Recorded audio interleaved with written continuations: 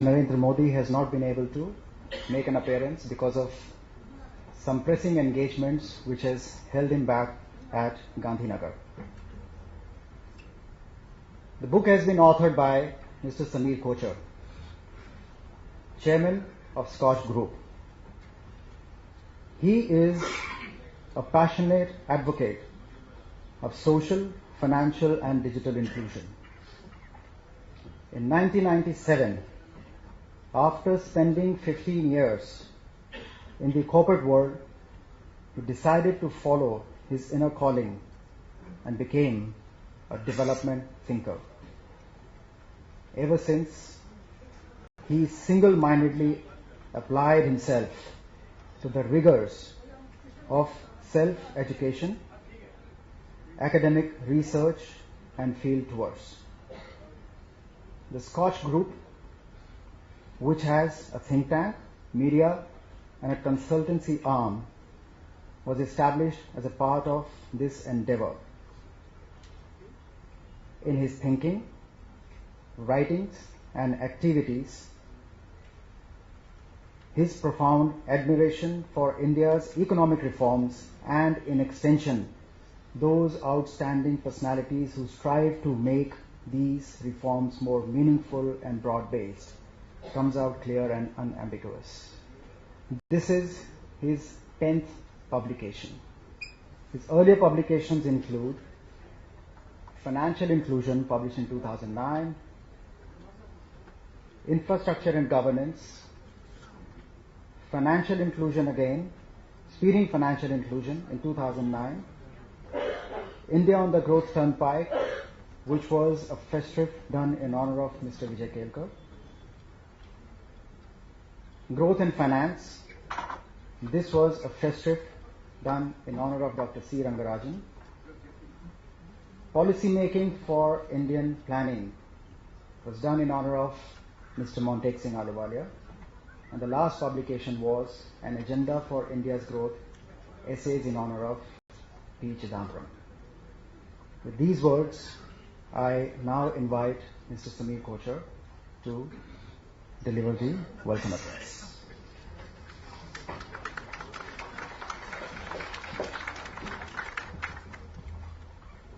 Good afternoon, Mr. Jaitley. Friends, if you are disappointed that Mr. Modi is not here, you can imagine what my plight was, because we've been kind of standing on one leg since last night, and we had the Z plus security, and we went through the deal.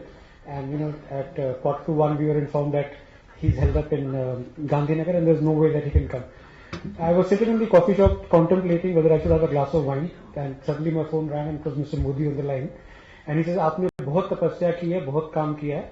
अब आप एक आखिरी काम ये करो कि make this function very, very successful."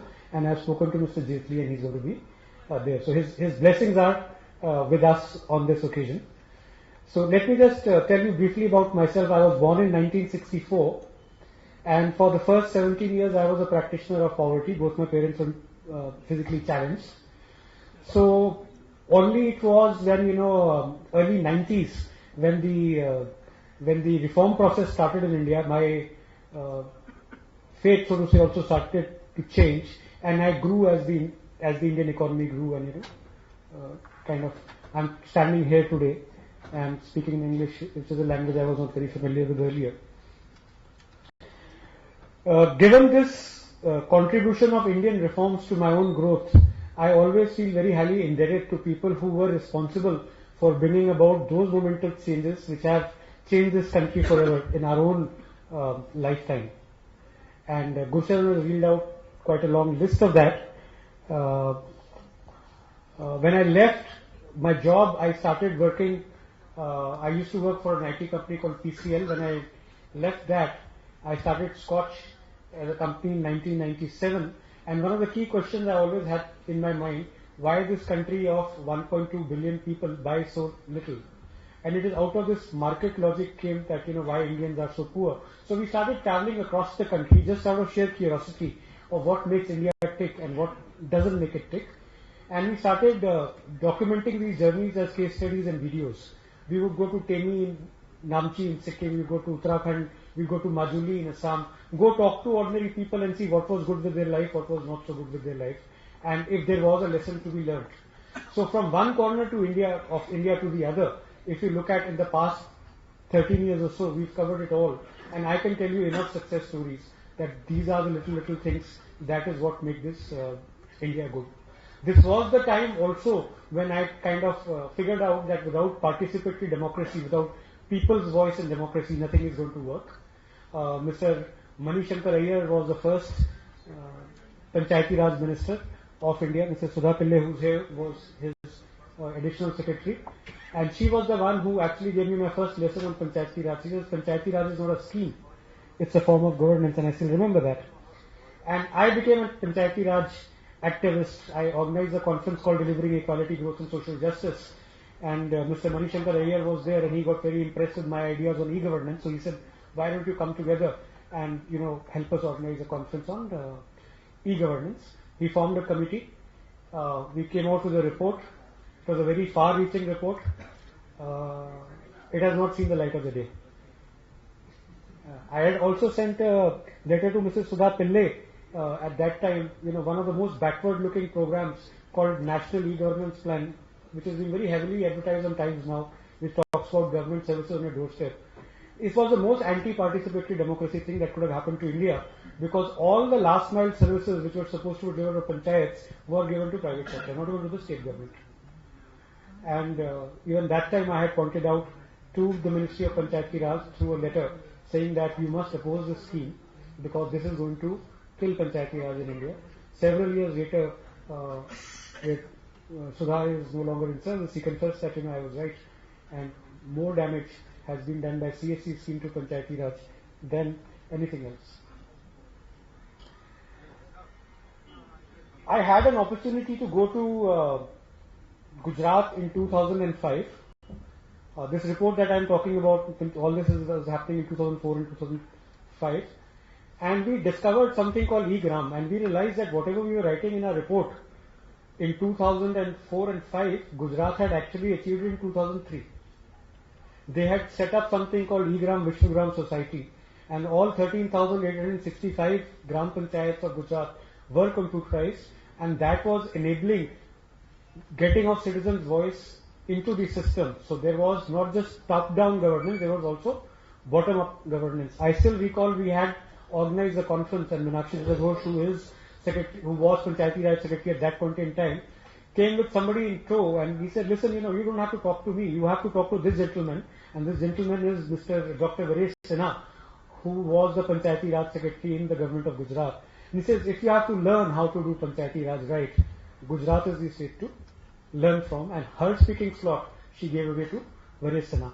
So that was our first exposure to e-gram, and then we obviously went and we did a case study on it. After that, we have been to Gujarat many times, and we've seen a lot of things. For example, I'm good at anecdotes. We went to this big hospital in Gujarat, and there was this big queue of people, who had come from rural Gujarat and for treatment to Ahmedabad. And I saw they were carrying no papers. So we asked them that, everywhere else you go, everyone's carrying a big medical file. Why are you not carrying any papers? They said that, when we go to the district, all our medical records have already reached this hospital. So if you're talking about health vaults, which Google and Microsoft talk about today, Gujarat was doing that in 2005. Not only that, which medicine is about to expire, which is available in which hospital, which X-ray machine is available, which CT scan, this is all a common resource. So just the money that they're saving on health is phenomenal, and the kind of efficiency that they brought in. One of the key reforms that Mr. Modi brought in when he became the chief minister, he realized that electricity was a big problem. And he said that why don't we do a simple thing? Can we, separate out the feeders for the agricultural purposes and the household purposes? And all his bureaucracy kind of threw up their hands, said this is not possible, this is not feasible, this has never happened before, this cannot happen. At a mere investment of 1200 crores, he was able to achieve it, and they have 24/7 power supply in 100% of the villages by this one share act.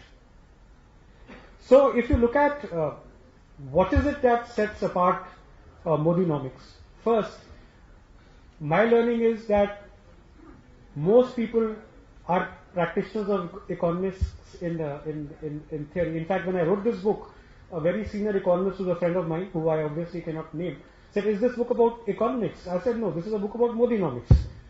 and it's targeted at economists. They must read it and see that, beyond the theory of economics, what is it that they need to do to actually deliver those policies at the grassroots. And I think that is where Mr. Modi has done an outstanding job. Since 1991, by and large, India's reform story has been very consistent. You could have had an argument to the pace of it, but no one has an argument that the reform should have happened or should not have happened. But one singular failure was that at the center, there was no governance reform. There was economic reform which could take you only as far. In Gujarat, they did governance reform and economic reform together, added with a huge amount of common sense. Now, these were the two things lacking. If that was done at the center, then India would have been a different story. The second highlight of ModiNomics, of course, is innovation and out-of-box thinking. I've given you two examples. The third example, of course, is that it's an arid state, and so they put this under the Sajlam Suflam scheme. They put this whole canal network, and to cover these canals, they put solar panels. So what happens is the whole length of canal is actually generating electricity on one hand, and it is stopping evaporation loss on the other. So it's a win-win situation. Similarly, the skill training program of Gujarat is outstanding. They were the first one who actually tied up with the industry, figured out what was the kind of manpower that they required, and they went about producing that manpower and actually getting them real jobs. So they did not have a jobless growth of the sort that we saw at the center. Infrastructure-led growth is, of course, the great story in Gujarat. There was a very senior leader who some months back said that people who talk about infrastructure do not understand poverty. I really pity the people who have that logic, because I don't think they understand poverty either. So infrastructure has been a big win for Gujarat. Technology has been a big win for Gujarat. I don't know how many of you are aware, Government of India gives you online data of how many electronic transactions are happening in India at any point in time. And I was looking at it yesterday, from 1st January 2014 till 14th February, Gujarat's per capita, per 1,000 e-transaction count was 1,093. It was more than one transaction. The number 2 state was at 523, which was Andhra Pradesh. So it's twice that of any other state in India. E-governance is a way of life in Gujarat, and that is what is helping services deliver very well. So what is it that has been, as I said before, what is it that really went wrong with the India growth story? In 2010 it was going very well. In 2010, this is some blame which has never really been pinned by anybody, and I hope even Surjit will help me with some of this. One is that our economic policy got driven by the Environment Ministry rather than the Economic Ministry. We had Jairam Ramesh as the Environment Minister, who unfortunately has a very romanticized version of both poverty and communism as his guiding philosophy. I don't think he's ever been to a village or he's practiced poverty. He became the biggest stumbling block for environmental clearances. The supply chain came to a halt, power production came to a halt, industry was in a big mess. So poor Jayanti Natarajan got shifted, but it was she was simply doing what Jairam Ramesh started, but somehow he went scot-free on that. He was even a bigger disaster as the Rural Development Minister. MNREGS, which was, a very well-conceived scheme under UPA 1, it was supposed to be an employment generation scheme, then degenerated into a bottomless pit in which thousands and thousands of crores are being flushed down. It is one of the leakiest systems we have. It was a scheme which was IT enabled on day one. It was a scheme which was RTI enabled on day one. None of that is working today. It was a scheme where it was envisaged that all the funds will go through banks and post offices. Today, most of them are being cash disbursed. Why? And all of this under leadership of Mr. Jairam Ramesh. The third thing, which is a ticking time bomb, which no one has talked about, it is the damage which is going to be caused after the next government comes in, is the land acquisition bill. I had gone to him, he likes to go to these Naxal affected areas, good photo opportunities. So I also, as a nice journalist, we went to this village called Lali in near Raipur. So there was this really poor tribal people, ladies with barely clothes to cover themselves, lining both the sides, maybe trying to catch the attention of the minister. The minister didn't look here, he didn't look there, he just went in straight and sat with all those well-dressed people who were handpicked invitees to showcase Panchayati Raj in Jharkhand. And then I realized that Shibu Seren has kept him waiting for 1 hour, so he was sitting and getting very bored. So I said, poor fellow, I'm about the only other person who can speak in English here, and that's his preferred language of communication. So I sat next to him, tried to have a conversation with him. And he was very good at having that conversation, talked about the great stuff he's doing on financial inclusion. The minute I said, sir, what about land acquisition bill? You would not believe he actually physically shoved me. Anyway, but that's the least damage, the lasting damage that he's done to this economy, and that is not going to change, and to the poll prospects of Congress party, is phenomenal. So I think some of these things have to be corrected. The second biggest thing that happened, which derailed the Indian economic growth, was corruption, of course. In 2010, there was a huge amount of corruption scandals that came out, so people and investors ran away, and they started, not looking at India as a favorable destination. Then we had a very retrograde Ministry of Finance. Mr. Pranab Mukherjee, who was the then finance minister, was chairing so many government GOMs that possibly he had no time for his own ministry. So the bureaucrats, they were running riot. And we had this retrospective taxation. We had transfer pricing issue, which spooked all the investment out of India. So that was the time when the economic decline by the economists in India were being blamed on global factors, that globally things are going down, so what is it different that is happening in India? Well, if globally things are going down, why are they not going down in Gujarat? When India's growth came down to 6%, Gujarat was still growing at 8.1%. Why did they have the resilience and the rest of India did not? So I think Congress has a very good bunch of economists. They have a very good bunch of reformers. If Congress just allows them to do their job and not let, this neo-communists take over and run with the economic policy, the country would be better served. With that, I would now invite Mr. Arun Jaitley to release my book, ModiNomics. So,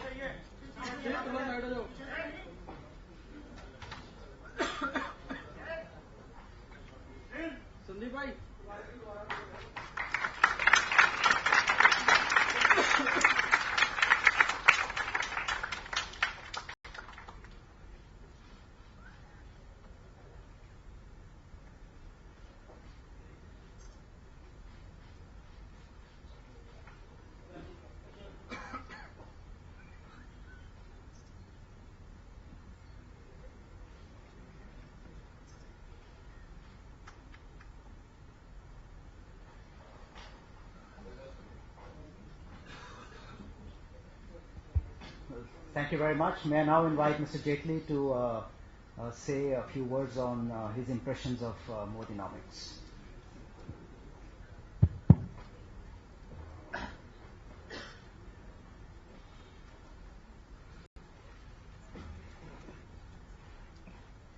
Mr. Shri, co-chair,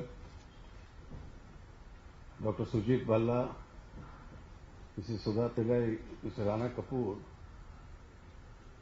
Mr. Ashish Chauhan, and friends. I'm extremely delighted to associate with a function where Mr. Sameer Kocher's book on ModiNomics is being released today. We've just had the benefit of listening to him. I must say he's a very blunt man. He doesn't mince his words. For some of us who are a little liberal with our words, we at least restrain ourselves when we take names. He has the full freedom to do that. And when a person with that sort of a style and a mindset writes a book, I'm sure it becomes very eminently readable and a great addition to any library. I've not fully read the book as yet, but I've partly read it and I've glanced through most of it. He indeed has put in a lot of data, he's minutely analyzed the various sectors and thereafter commented on them.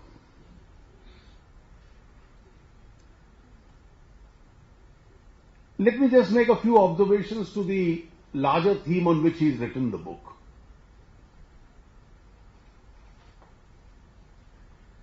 A few days ago,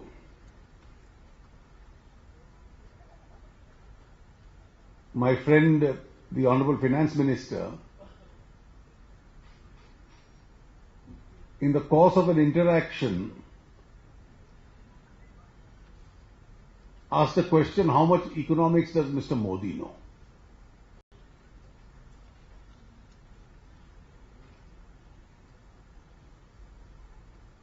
I quite understand his obsession about Mr. Modi or Gujarat. I responded the next day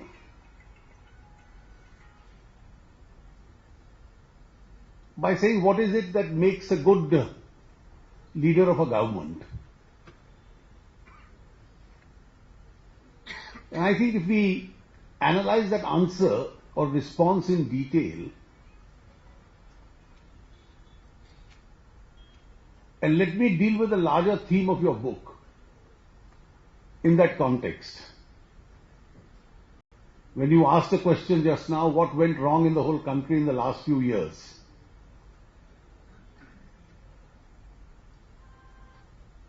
I formed a clear view that India cannot afford a non-politician as a Prime Minister. However attractive that initial suggestion of having an expert on a subject,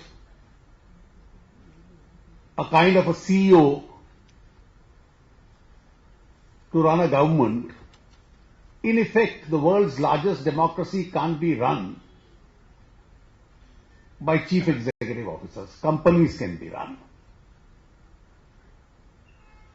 And politicians are eventually known not by the number of years that they spend in office, but they are known by the footprints that they leave behind. A Prime Minister who the present ruling party very rarely speaks of. Shri Lal Bahadur Shastri was the Prime Minister for only 1.5 years. But when he speaks in terms of political credibility, for those who recollect that period or historians who will write about that period, will certainly remember the kind of footprints that he left behind. You mentioned the post-91 reforms. I am one of those who feel that for some reason, our recent history has not been very kind to Mr. Narasimha Rao. For Mr. Vajpayee as a BJP Prime Minister to move ahead with reforms was relatively easier. It was a natural part of his party's ideological thinking.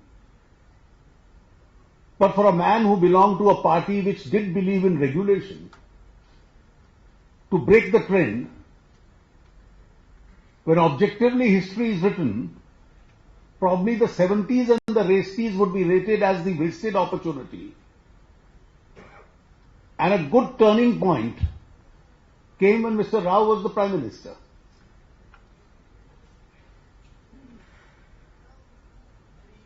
And my experience of the last few years tells me that we've paid very heavily by not having the natural leader of the country or the natural leader at least of the party as a Prime Minister. Your ability to have the last word, your ability to be decisive, your ability to overrule others, your ability to take unpopular decisions, your ability to face criticism, all that gets diluted if in the normal course you are not a practitioner of politics. And one reason if I go from that to the next step, that the NSE got predominance over government's economic think tank was precisely this. And therefore you went in, instead of sound economics, you went in for popular decision making. What you thought was populism, what you thought was an art of getting votes. And in the long run, it doesn't really help.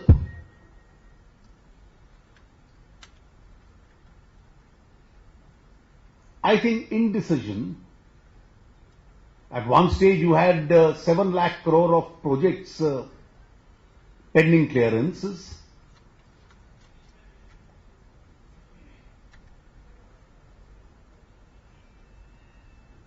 How much impact did corruption have on our economic decision making?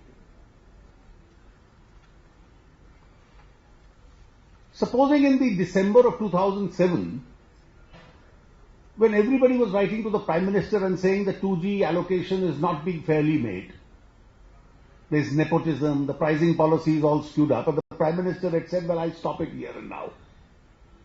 And what he did for the 3G auctions, formed a GOM under Mr. Pranab Mukherjee, had done it then. I'm sure history would have recorded him differently. When complaints were being made that it's only name lenders and rentiers of the ruling party who were associating with allottees of the coal blocks, the Prime Minister had stepped in and stopped it. I have no doubt that history would have recorded him differently. Or if he had stepped in and said, well, I removed the head of the organizing committee of the Olympics. If we pay the money, a senior secretary of the government will head the operation. There are too many complaints. And all this had a spiral effect on the investment environment in India. The investment environment broke down. Why should anybody invest in a country where you legitimately invested and took a telecom license, and years later, because of governmental corruption, the license got cancelled, the investment got confiscated? You want to invest in power sector, you still don't know what the source of coal is going to be. Samir Kochar just now mentioned you are not sure of what the taxation policy could be.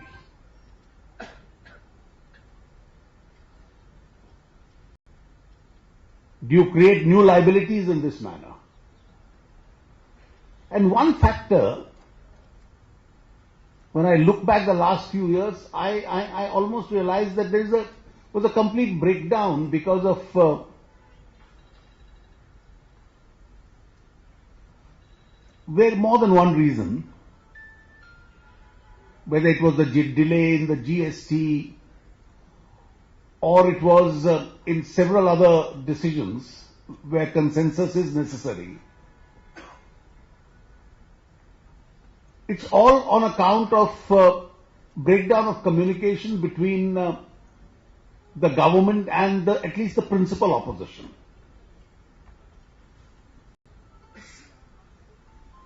Now, in contradisting to this,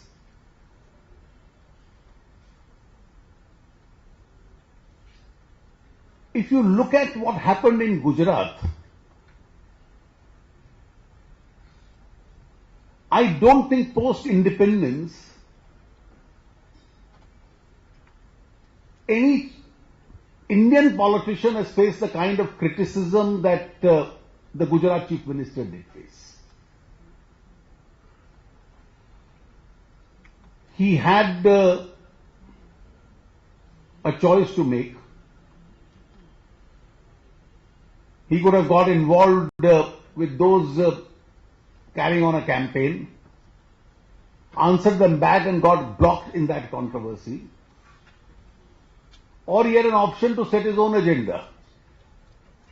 I think he sensibly chose the latter course. New experiments did succeed.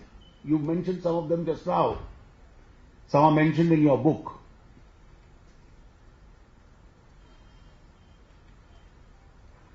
Look at the kind of huge opposition the Narmada project had. The Supreme Court stalled the project. Its cost went up by thousands of crores. Last week, the Chief Minister of Madhya Pradesh told me that on the 25th of this month, he is going to inaugurate a scheme which brings now the Narmada water into Shipra, where the Malwa region of Madhya Pradesh will have a flowing river and therefore impact on irrigation. Now, two states, I am not going on to the power sector impact of that project in Madhya Pradesh particularly, but from a state where there was water scarcity, Saurashtra did not even have drinking water. You now have an agriculture growth which is consistently double digit. Madhya Pradesh, for the second or the third year running, has got the award, been awarded for the highest agricultural production. Today it's way ahead of Punjab. And that's the turnaround story that's had a lot of impact. So everybody who tried to stall the project, the Supreme Court stalled it by a few years, otherwise you went ahead.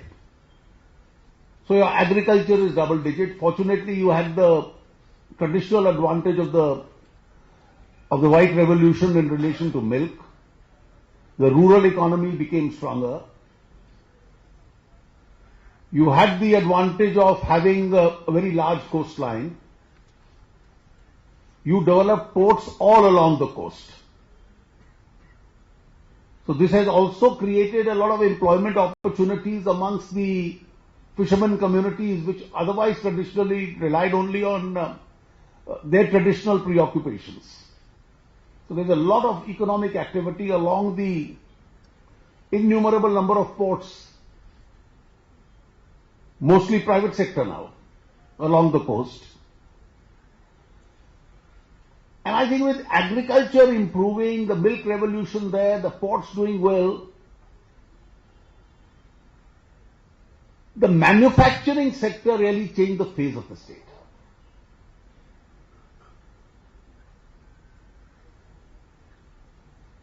And you had probably the state now became known for its growth in the manufacturing sector. The infrastructure there helped. And I think there was a lot of non-traditional thinking. I remember an incident. Ahmedabad itself had very small geographical area. So a new gentleman, not a civil servant, was appointed to head the Urban Development Authority. So his first day in office, he went and told the executives that this is now the larger plan for the city. So a lot of adjacent areas were brought within the urban limits. The state stopped acquiring land, the state stopped developing housing themselves. It drew out various schemes, and in the next decade as the rollout took place, I found out that good quality urban housing was available at half or one-third the price at which it would be available in any other part of India.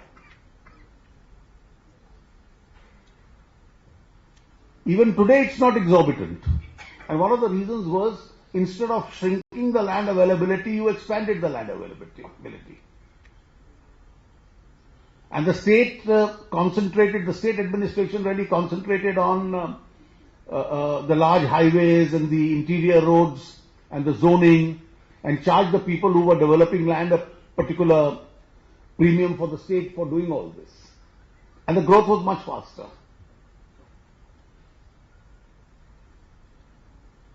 I think it was decisiveness in terms of decision making that played a key role. And this decisiveness, I think, was not merely political. The state's civil service and the bureaucracy also attuned themselves to this change culture. And therefore, investors found that the environment there was far more hospitable. As a result of which, you had investors directing themselves to that particular state.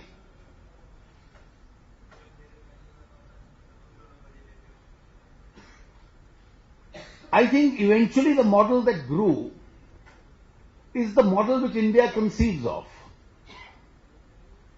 You need a very high growth rate for this country. You need investment.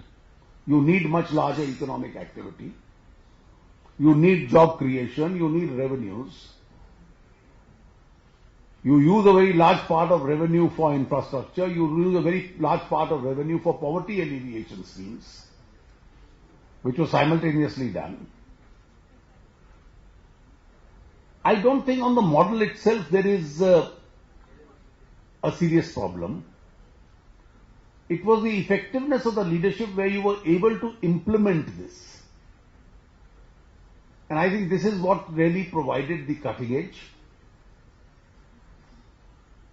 And this is what made the difference. There are still many areas where the state has to travel, I think, in terms of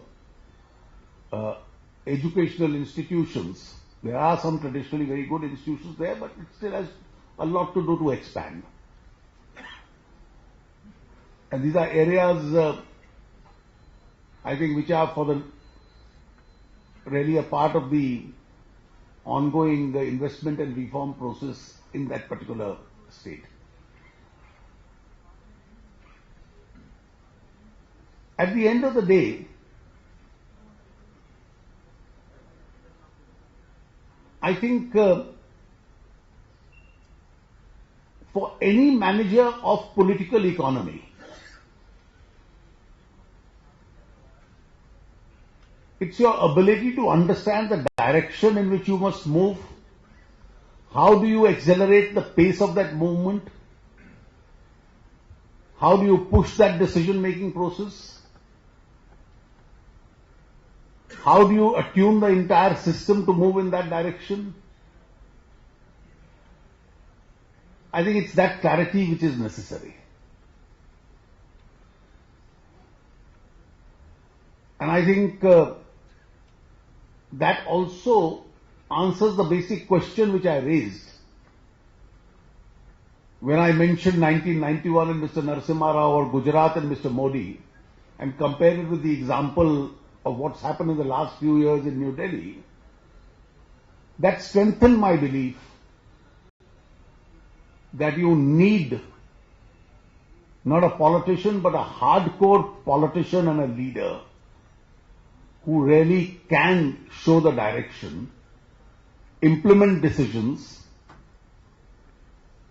look beyond his nose and be clear about the direction in which the country is to move.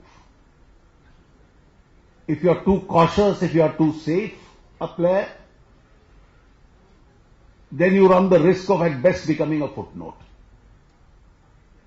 And that's how history probably will record you. And I think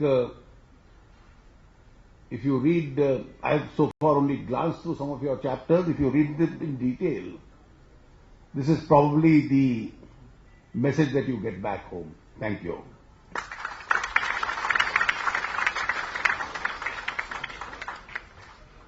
Thank you. In fact, a very interesting point made there about bureaucracy, that all over India, it's the same set of policymakers, same set of bureaucracy, same set of bureaucrats. But what is it that happens in Gujarat that it performs better in comparison to any other?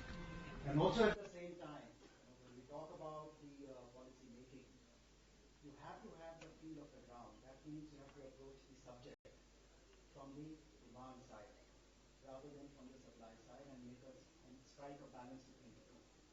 So Gujarat's example certainly comes out shining. I'll read out a few paragraphs for your benefit. Interestingly, the only state that understood the importance of effective IT systems was Gujarat. The state introduced Panchayat asset mapping. Incidentally, it is not being done elsewhere in the country. Given that panchayats own virtually nothing, how do they make a plan?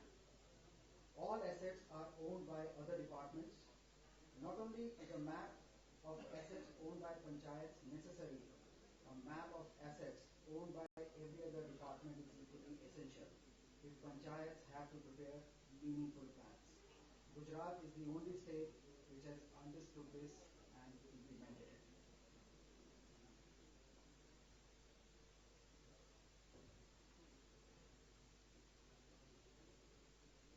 A few more lines on this. ModiNomics eschews isms. Modi feels that neither the Soviet-style socialist path nor the free market Western capitalist economy is the answer for India. He is of the firm view that India must craft a unique blend of its own socio-economic policies that would leverage the nation's unique strengths and catapult it center stage of the global economy. It is this philosophy that is reflected in his inclusive mantra in all aspects of development. I take this opportunity to invite our next speaker, Mr.